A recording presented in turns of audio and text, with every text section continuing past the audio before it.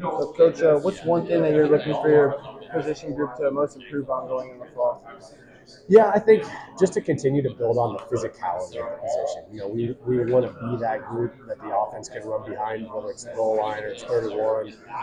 We know we got guys that can go downfield and make plays on the ball, things like that. But we want to add a physical element to our run game that brings some toughness to our team. And I think really good offenses have physical downhill run games. And I think to have that, you've got to have physical tight end play. So I think as we go into fall camp, that's going to be something that we really emphasize because we know we're going to make plays. We got guys that can make guys miss and go get the ball and break tackles and all that stuff. But yeah, in the core, in the run game, getting after DNs and getting after linebackers and finishing blocks, that's really, to me, that's the willingness and toughness that sets you apart.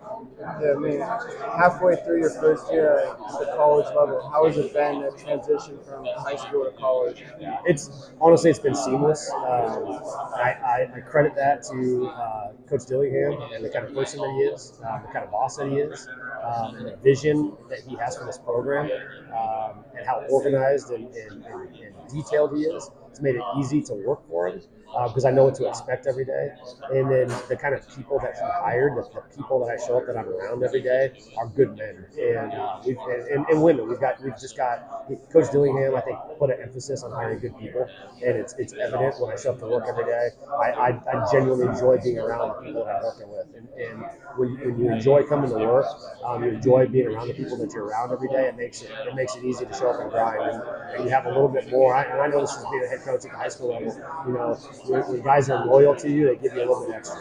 And I think Coach Dillingham's done a good job of building guys that want to be here, that are good people, that care about each other. And I think he's getting the best out of all of us. And so it's been an awesome transition. I wouldn't change it for anything in the world. I'm proud to be here, show up every day with a smile on my face because I'm truly living a dream to be able to make this jump, to do it at the school that I went to where my dad coached and my mom was a cheerleader. I mean, it's a pretty special opportunity for me.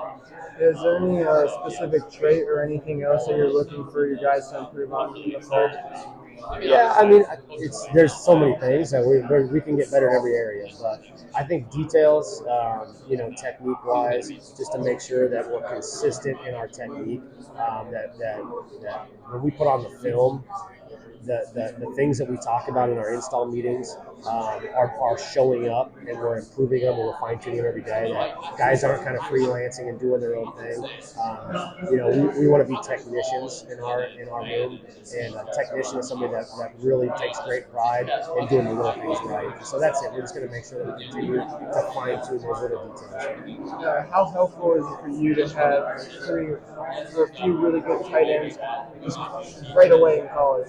Yeah, I mean, I came into a room with some pretty darn good players and guys that are veterans. But I think more important, that they're good people. As talented as they are, if they were bad kids, bad people, it'd be tough. And so to walk into a room that's as talented as it is, but more importantly, that's filled with good human beings, with kids that care, kids that love being here, kids that are willing to be coached. That's what's made it really special, and that's what's made it so great for me to come into that, because I didn't have to fight an uphill battle. They weren't rolling their eyes at me. They never once said, "Oh, well, that's not how we did it last year." I mean, they were open to me right away being their coach and coaching them and challenging them, and that takes special kids to be able to do that. So I'm grateful for that, to have not just the talent we have, but have those kind of young men. I mean, how, for a Sundown fan were to ask you, how different is the tight end group going to be this year compared to past years? What would you say? I wasn't here in past years, so I think Coach Iguano did a great job last year when he kind of took over calling plays, really utilizing the tight end position. I think that's when Jalen really broke out. That's when Messiah kind of made some plays, and I think Messiah was more consistently involved throughout the year last year.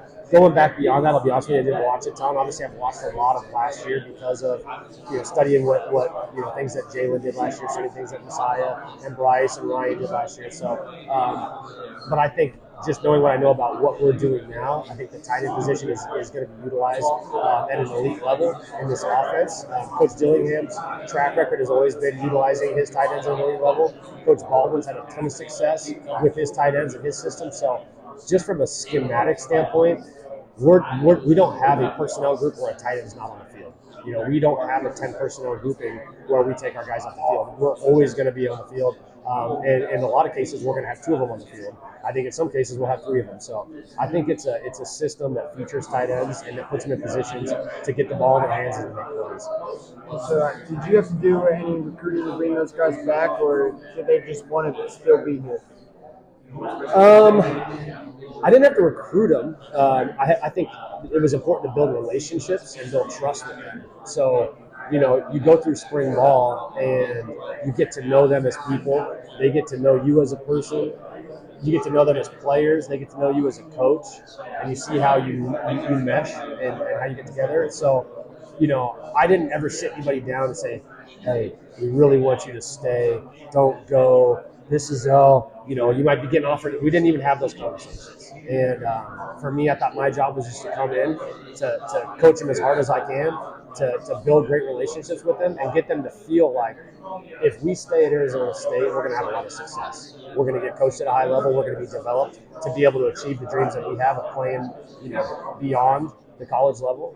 And so, I think that was one of me personally, one of the great successes I have is that all these guys wanted to stay and they wanted to be here. And it says a lot about Coach Dillingham and the program that he's building and the way he's doing things and the excitement and everything that he's instilled in this team that all these players wanted to be here. But I even for me personally and for our offensive staff, these guys believe in what we're doing. They believe in where this program is going, and I think that says a lot about the direction we're headed. So I was proud of that, and but I never had to sit down and have those conversations. It wouldn't be authentic.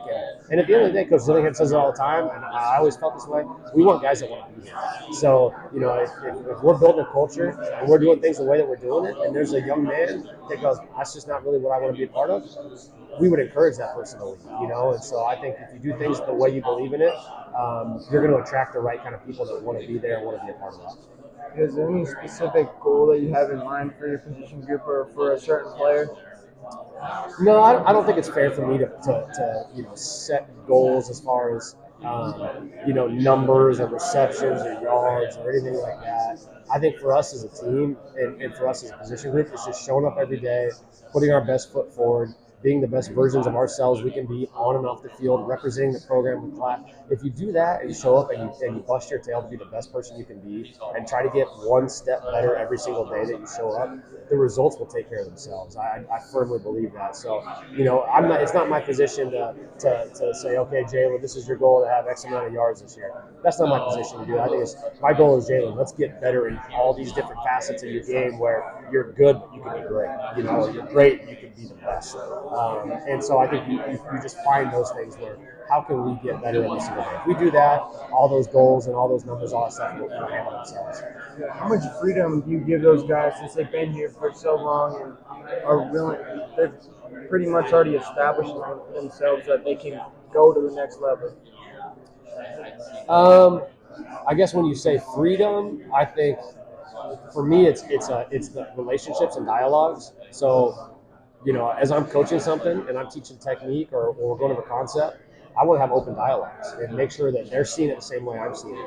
And make sure when I talk about a technique that makes sense. And give them the freedom that if they think there's a way that we could do it better, that I don't think I know everything. I don't think I have all the answers along the way. So just to empower them to be able to come forward with information and just have dialogues and just to be open and honest with each other. So, I think that's when you have maturity and you have guys that have done it at a high level that have the ability to play beyond Saturday, then you take their feedback and you take their input and you ask them questions. And, I think that's what good coaches do is you want your players to feel a certain level of buy-in that I'm listening to what they're saying as well. So, but I think we established that during spring. I feel like we're in a good place with that. I feel like the guys trust me, and I respect them and trust them. And so they know they can come to me and say, Coach, we really feel like if we did this a little bit differently, it would be better. I'll listen to them, But at the end of the day, they got to know who has the final say. There can't be any confusion on that. And there hasn't been. They've never even tried to challenge that. So it's been an awesome group. I think we're headed in the right direction. Some personal opinions out of it. And he wants the team to win, and he trusts his coaches. I think that's a big thing. Is, Coach Dillingham's done a great job of building trust and great relationships with the players in this program. And they know that if Coach Dillingham makes a decision or Coach Baldwin makes a decision, it's because they think it's in the best interest of the team. And I think guys like Jalen and a lot of the guys on this team are going to follow that and they're going to support it and they're going to give you everything they've got. So that tells you a lot about that young man. He's genuinely a good kid. He's got a good heart. All of our guys in my tight end room, I brought them over to my house for dinner. I watched them play Mario Kart with my kids, and they're good young men. They're definitely kids. We got a bunch of them that Sun Devil fans should be proud of. All right, I was just a world. He's a tough guy. Good answer to a tough question.